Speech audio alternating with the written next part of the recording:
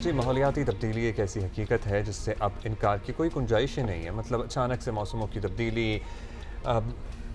झीलों का फटना, पर्टिकुलरली जो ग्लेशियरियाई क्या होती है, ग्लेशियर्स से जो तो ग्लेशियरियाई क्या था? बस ग्लेशियर्स ही होता है। You were trying to make an Urdu out of it. No, I am sorry, you can't twist it like that.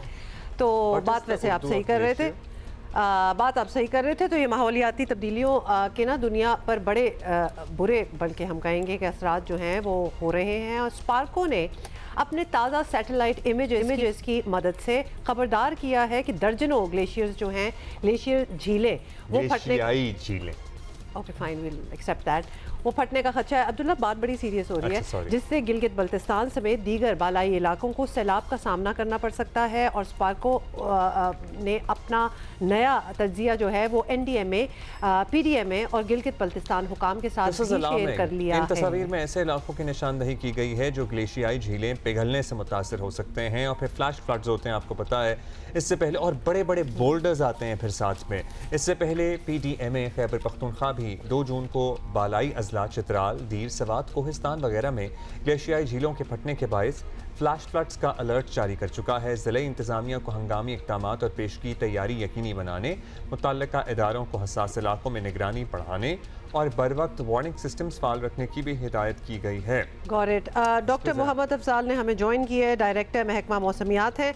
Doctor साहब, अभी हम एक सैटेलाइट इमेज भी दिखा रहे थे, हम चाहेंगे कि आप ज़रा हमें एक्सप्लेन कर सकें कि हम किस तरह ये प्रिडिक्ट और फोरकास्ट कर रहे हैं कि ये होने वाला है। ऑफ कोर्स हम अपने पिछले कुछ सालों का डेटा देखें तो पता चल ही जाता है, बट इससे तो बड़ा क्लियर कट पॉइंट आउट कर दिया गया है कि ये होगा।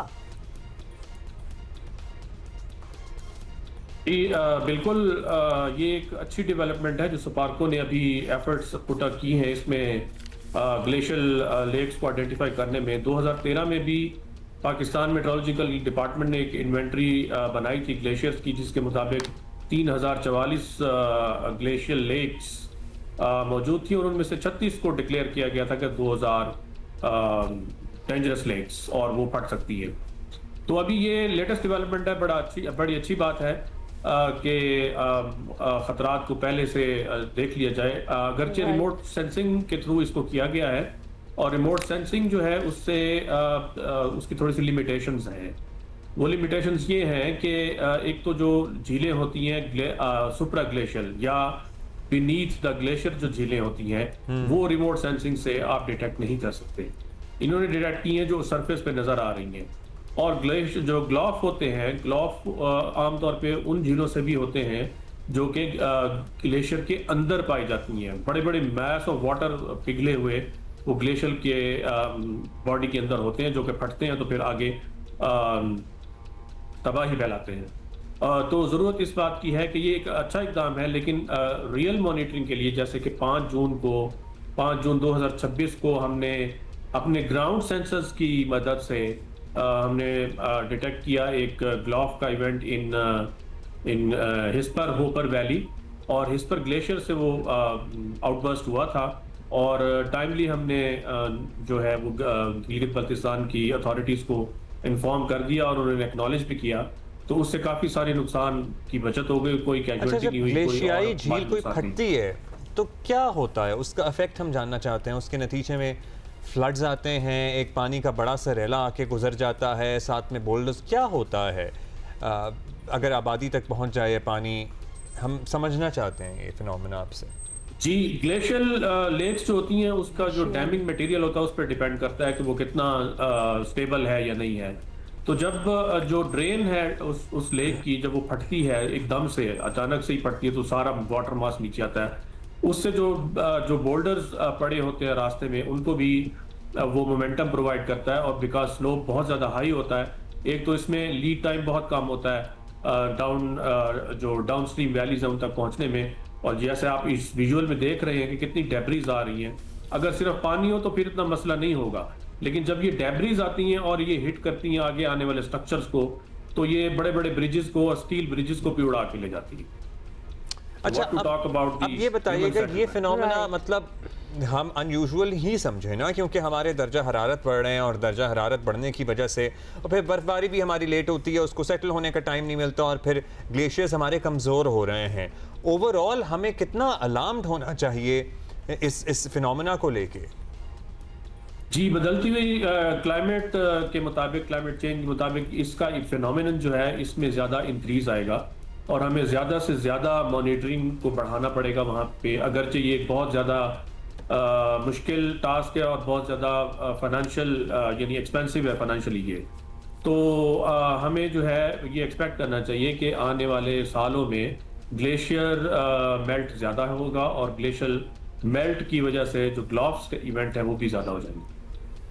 अच्छा, अब जरा हम closer to what is happening these days, in fact हम कल की ही बात कर रहे थे कि कल लाहौर एरिया में, मतलब हम एयर ट्रैफिक की डाइवर्जन की बात कर रहे थे। पूरे पंजाब में ऐसा कोई तूफान आया है, बारिश तूफान, मतलब दरख्त जो हैं वो उखड़ गए, जानी नुकसान हुआ, फ्लाइट्स डाइवर्ट हुई। ये आपको नॉर्मल फिनोमेना लग रहा है या फिर ये भी आपको लग रहा है कि हर साल के साथ इसमें भी एक्सट्रीमिटी आती है? और इसकी क्या फोरकास्ट होती है, क्योंकि बड़े 3-4 दिन बाद ये होता चला जा रहा है?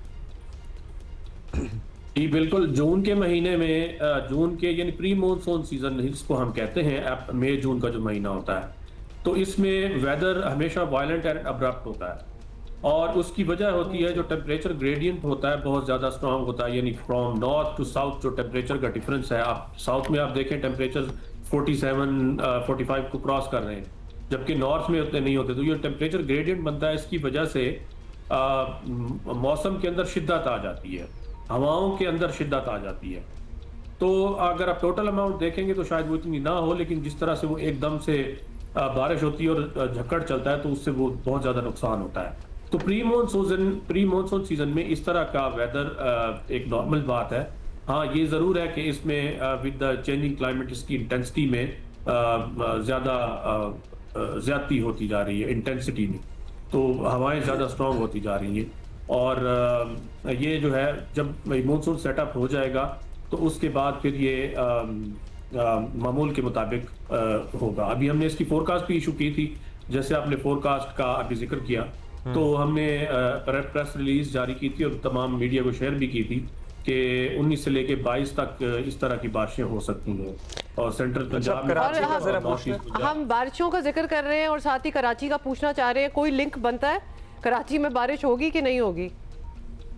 नहीं, कराची में तो बारिशें अभी नहीं हैं, क्योंकि अभी जब जैसे मॉनसून सीजन आएगा तो फिर उसमें अभी भी इस वक्त भी वहाँ क्लाउडी तो होता है, पार्टली क्लाउडी, और बड़ी अच्छी हवा भी चल रही होती है और ह्यूमिडिटी भी काफी ज्यादा है, तो कहीं कहीं अगर हो सका तो ड्रिजल। तो ये जो पार्टली क्लाउडी अब्र आलूद जैसे कहते हैं मौसम वो है और फिर हवा भी अच्छी चल रही है, ये सिलसिला अभी यूं ही चलेगा क्योंकि जुलाई तो बड़ा वैसे ही प्लेजेंट होता है? जी जी बिल्कुल बिल्कुल, अब मॉनसून जैसे जैसे करीब आता जाएगा सिलसिला यूं ही चले। लवली। ऑलराइट, बहुत शुक्रिया डॉक्टर मोहम्मद अफजाल साहब हमारे साथ मौजूद।